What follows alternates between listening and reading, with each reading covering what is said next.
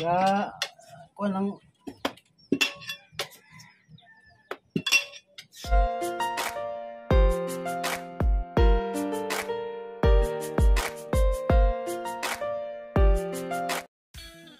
At welcome back po sa ating pong channel. Ngayong araw pong to, ipapakita po natin yung proseso ng pagbo-vulcanizing. Katabing shop ko lamang po siya at siya po yung may-ari. 2 dekada na po siyang nag-vulcanize at ibabahagi niya naman po sa atin ang proseso sa pagbo-vulcanize. At aamin ko po sa inyo, hindi ko po masyado kabisado yung ganitong gawain.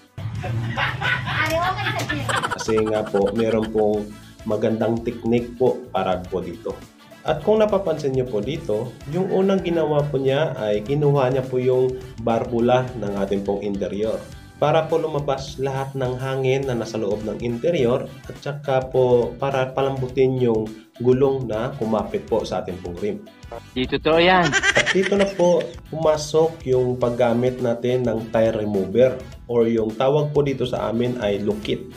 At kung napapansin nyo rin po, unang ginamit niya po yung maliit na tire remover, tsaka ginamitan ng mas malaki. Yung purpose po dyan ay para po mas madali yung paglukit ng gulong mula po sa ating buong rim.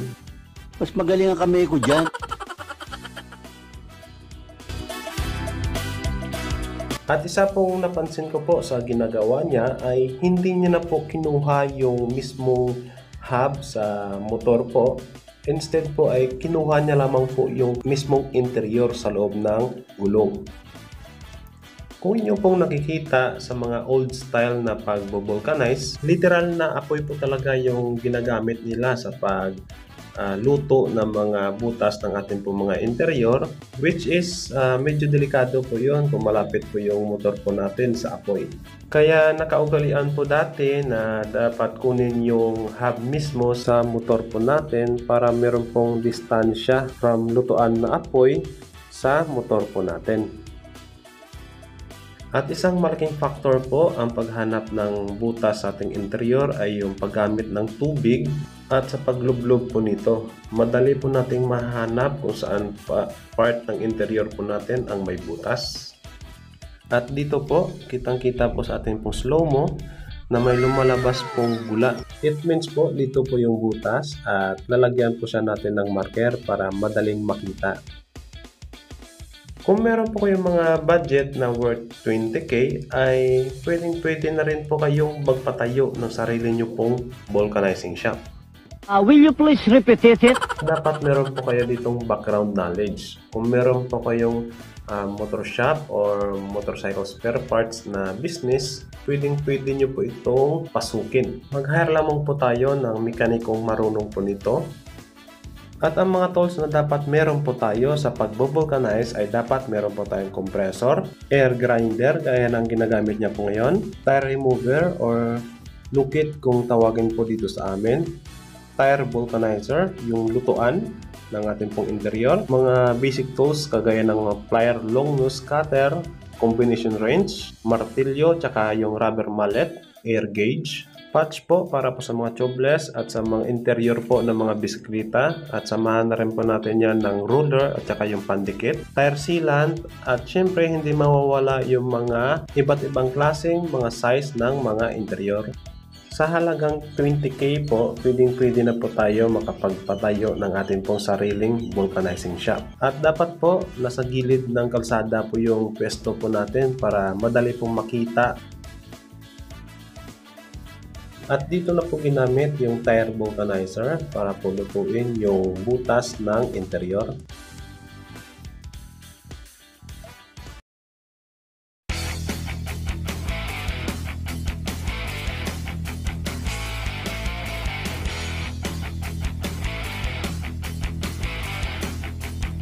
Alam mo ba na pwede nang i-tubeless yung motor nating na nakarim?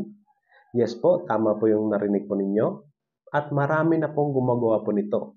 Ang importante lang po dito, yung gulong na gagamitin po natin ay syempre tubeless at yung rim po natin ay syempre dapat hindi po siya bengkong at hindi po kinakalawang.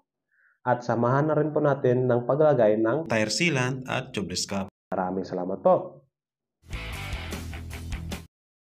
Ang kagandahan po dito sa tire vulcanizer ay meron po siyang timer na pwede nating iset sa tamang pagkaluto ng ating pong interior.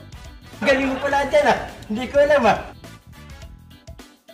And after 7 to 10 minutes po ay luto na po yung interior po natin. At ito po ay niloglob niya po muna sa tubig para po mabawasan yung init na galing po sa pagkaluto.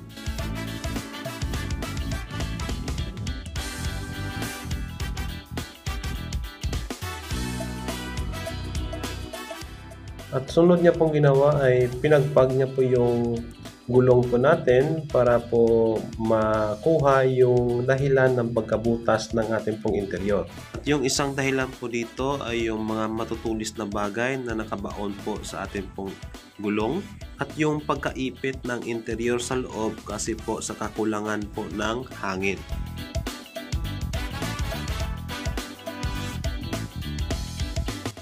And we are moving to the last and final part na po sa paraan ng pagbo-vulcanizing at ito po yung pagbalik ng interior sa gulong po natin. At dito rin sa part po to ang medyo crucial kasi nga po kapag hindi mo kabisado ang pagbalik ng gulong ay maaaring back to zero ka naman. Baka kasi maabot ng lukit or yung tire remover po natin yung interior sa loob kapag hindi po maingat yung galawan po natin. At masasabi ko pong ito po yung edge ng isang vulcanizer sa isang mekaniko. Hindi naman po lahat pero may ilang mekaniko na hindi po talaga tumatanggap ng pagbo-vulcanizing. Bukod po kasi na mura yung singilan po nito ay isang pagkakamali mo naman po sa pag-install nito ay baka po papalitan ng customer yung interior. At yung pinaka-last part na ginawa niya po rito ay gumamit po siya ng air gauge. Dapat talaga gumamit po tayo ng air gauge sa paglagay po ng hangin sa ating pong interior kasi iba-iba po yung bigat na dinadala po ng ating pong motor. Kagaya na lamang po ng tricycle, mas mabigat po yung load capacity ng isang tricycle kaysa sa single na motor. Kaya nga ikaw alam kung magaling ang tsamba mo, malakas At yung labor nga po pala dito sa pag-vulcanize ay 50 per butas. At kung magpapahangin ka naman po ay 5 piso bawat gulong sa mga motor. Samantala ang sa mga sasakyan naman po ay 10 piso bawat gulong. At isi-share ko po sa inyo na meron po silang sariling motor na ginagamit at yung motor pong yon ay katas ng bawat gulong na nagpapahangin po sa kanila.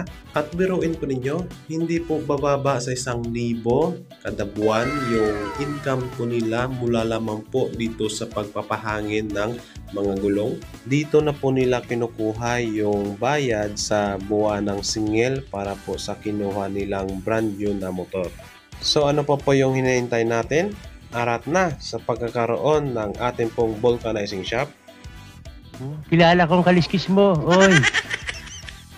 Dito na po nagtatapos yung video tutorial po natin ngayong araw. Sana po ay meron po kayong natutunan ngayon. Please like and subscribe po para po sa mas marami pa po natin mga video tutorial about po sa motorcycle spare parts at sa motorcycle spare parts business. Maraming salamat po sa inyo. Hanggang sa muli po natin pagkikita. Paalam!